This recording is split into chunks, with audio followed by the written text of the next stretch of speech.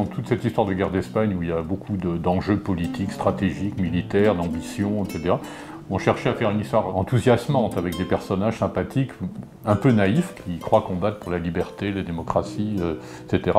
Je tenais à ce que les personnages principaux soient des personnages de fiction.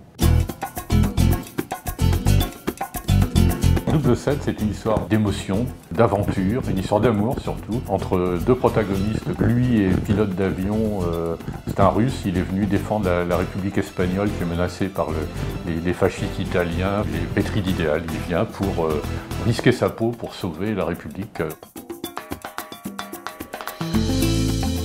Elle, c'est une mujeres libre, c'est-à-dire une féministe combattante qui veut combattre comme ses camarades masculins. Par contre, elle refuse d'obéir, à se soumettre à une autorité qui va lui dire quoi faire, quoi penser, quoi répéter, qui fusiller. Donc elle a les pires ennuis du monde à partir du moment où elle veut rester autonome et libre de ce qu'elle dit, de ce qu'elle pense. Et ces deux-là vont se rencontrer. Et donc ça va donner une histoire surprenante où ils n'ont rien de commun, mais ils tombent amoureux et on va les suivre. Sur fond de guerre d'Espagne, c'est un contexte tragique.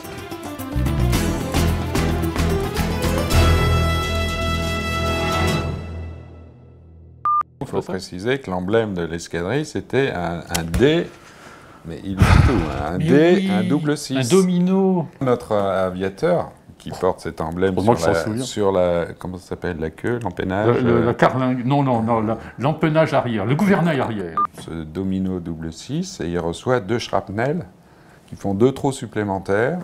Et là, il se retrouve avec un double 7. Des impacts de mitrailleuses, parce que les shrapnels, ça aurait fait des étoiles, ça n'aurait pas été beau. Oui, mais j'ai pas ta culture en ce qui concerne les armes. À mon avis, hein, c'est plutôt des mitrailleuses. C'était pas ça qu'il fallait répondre, j'ai eu tort.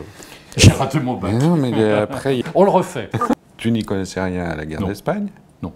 Et qu'est-ce qui t'a pris tout d'un coup de t'être intéressé, de me proposer le...